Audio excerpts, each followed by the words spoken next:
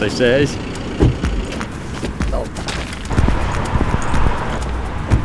No jakie w ogóle oczekiwania tutaj przed... Nie wiem, żeby zawału nie dostać, nie? Po 15 minutach.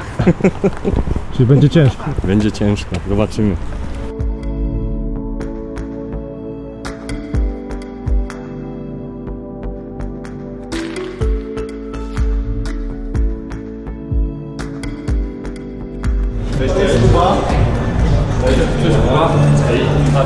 Gdzie mamy się poruszać? Gdzie Kuba ma iść? Wiesz co, myślę, że tutaj możesz się przebrać. I'm Steve. Nice to meet you. Spokojnie możesz się tutaj przebrać bez tej szatni. Dobra, o 9 punkt zaczynamy. Jasny. Dobrze, było jakieś specjalne przygotowania? 2 miesiące treningów, siłownia, dzień w dzień. Nie, tak na serio to bardziej tylko jakieś weekendowe granie. Po studiach była dłuższa przerwa, ale od jakiegoś czasu, że tak powiem, udało się chociaż w weekendy właśnie znaleźć te 2 godzinki, żeby móc się odrobinę poruszać, nie? A co to za koszulka? Koszulka? Pokażę? Firmóweczka trochę. Adam wygląda na groźnego trenera, także zobaczymy, co z tego idzie.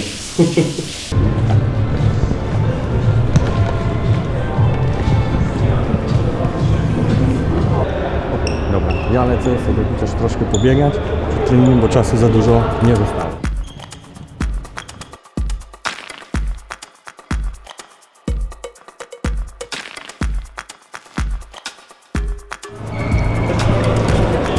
Zaraz powiem.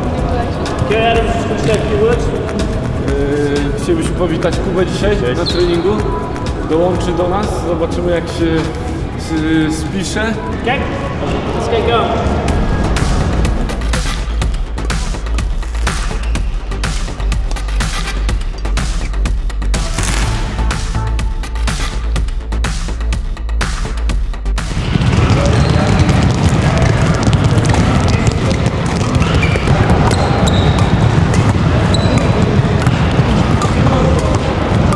Nie będzie lekko.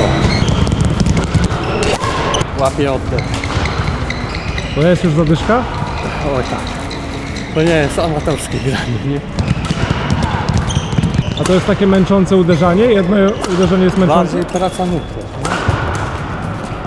Adam tam mówił, jak prawidłowo dane uderzenie tam wykonać, nie? W czym robię błąd. Także też fajnie, że jest możliwość się od razu czegoś nauczyć, nie? Chodziło o sposób wybicia się z prawej nogi. O, dajcie mi chwilę, już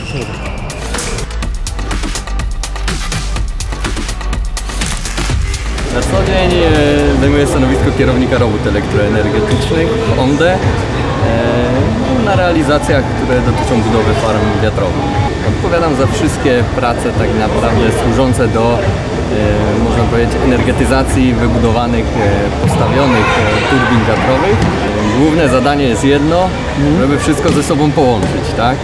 No właśnie między innymi dotyczy to budowy linii kablowych średniego napięcia, wysokiego napięcia, budowy stacji elektroenergetycznych, sieci światłowodowej, za co tak naprawdę na realizacjach jestem też odpowiedzialny. Takie zamiłowanie do aktywności fizycznej, do sportu, to tak naprawdę mi tutaj towarzyszy przez całe życie. Ponieważ mój tata jest wefistą i no zawsze gdzieś tam nas na różne sporty wyciągał. Pierwsze lotki odbijałem właśnie z tatą, wiadomo, gdzieś tam na podwórku czy nad bramą, nad płotem. Ale to właśnie tak było, później się zaczęły treningi w klubie. UKS Sokół Gniezno był wtedy, nie? No i tak się zaczęło. Podejrzewam 95% tutaj obecnych zawodników to szybciej miało rakietkę w dłoni, aniżeli nauczyli się chodzić, tak mi się wydaje. Po prostu im szybciej zaczniesz, tym łatwiej też coś więcej osiągnąć w tym sporcie. Nie? Anybody can play badminton, but to get to the next level, it's about agility and speed, and that takes many years to understand and to train for. So I think agility and speed is the biggest thing. Zasięg ramion, zasięg tak naprawdę dostępności do lotki. No i wiadomo, im ktoś ma dłuższe ręce, dłuższe nogi, tym łatwiej też mu, powiedzmy, poruszać się też po korcie. Ale no nie tylko, jeżeli ktoś jest na tyle dynamiczny i wybiegany, krótko mówiąc, to też nie powinien z tym mieć problemów, nie? Trzeba mieć naprawdę dużą inteligencję. Na czym ona polega? Tak naprawdę na, jak to nazwać, przechytrzeniu zawodnika, analizy jego gry, analizy jego zachowań. Często właśnie takim ważnym elementem przed danym meczem jest krótka rozgrzewka z przeciwnikiem, gdzie możemy zaobserwować, przy jakim uderzeniu popełnia błędy, gdzie go możemy złapać. Zaczynamy od zbicia z siatki. Blok, dwójka gra, jedynka wyrzuca i staramy się pierwszą obroną rozciągnąć jedynkę po tyłach, tak? Czyli nie od razu płaskie, tylko lobem jeden, drugi, szeroko, dopiero później przejście w płaskie jakieś w tym rodzaju, nie? Rozumiesz, o co chodzi? Staram się. Będziemy grali po schemacie. Lob do backhandowej, ty cały czas grasz dropa. Lob do strony forehandowej, później idziesz po prostej i grasz spina, tak? A trenerze, tylko zapytam, a jak mu na razie szło? Jest ok? Dobrze szło. Czyli nadaje się do reprezentacji? Tak, bierzemy go. Mamy niedobór, a singla czy debla chcesz, to też wynegocjujemy. Nie wiem, chyba bardziej singla, ale na deblu może... Zaraz sprawdzimy. Dobra, zaczynamy.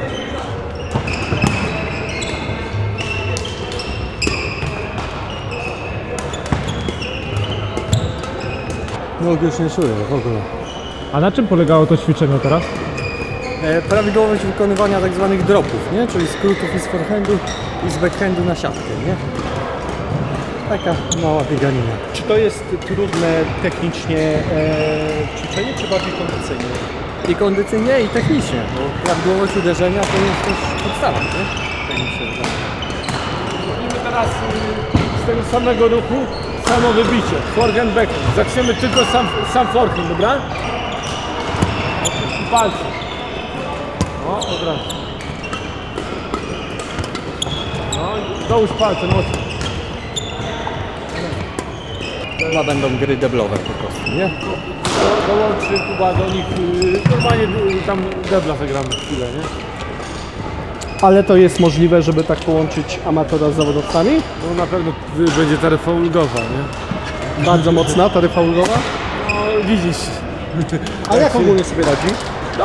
Dobrze. Podstawy, najważniejsze, że ma podstawy, także nie trzeba od początku uczyć i wie teoretycznie jak poruszanie wygląda, także to się dobrze porusza, no i łapie te rzeczy, które, wiadomo, to dużo powtarzalności, dużo treningu, żeby to złapać, bo to są nawyki. Nie można myśleć w trakcie gry, jak mam ustawić nogę, jak palce, jak rakietę.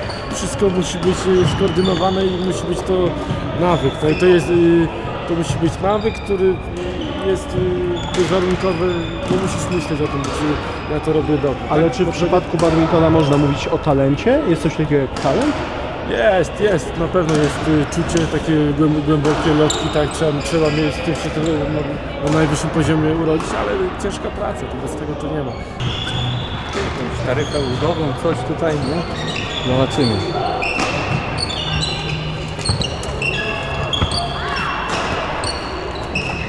Coś tam nie robił, to od razu tutaj mów, nie? Czy pod względem uderzenia, czy ustawienia, nie?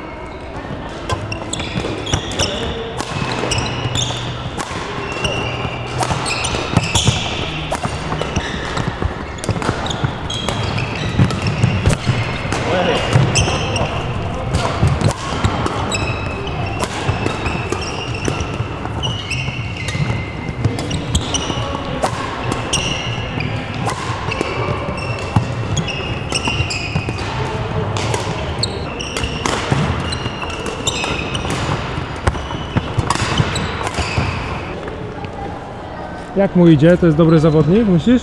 Który? No to jest niebieskim nasz. Nie, jest potencjał na profesjonalistę.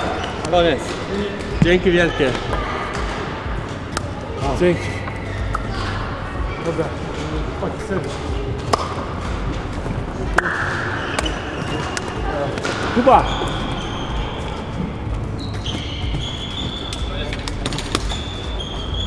O kurde. Masz wyjściówkę? Ja nie mogę. Także Dzięki za uczestnictwo. Możliwość w ogóle treningu tutaj z wami. Proszę. Petarda. Sponsora. Ledwo stoisz na nogach, ale uśmiech nie schodzi ci z twarzy. No to jest właśnie to, że takie pozytywne, zdrowe zmęczenie, nie? To właśnie takie coś towarzyszy praktycznie po każdym treningu, nie? Niezależnie czy treningi były w dzień, czy były jakoś tam wieczorami tam później na Politechnice, to zawsze jednak po takim ostrym treningu to taka satysfakcja z tego wysiłku jest, nie?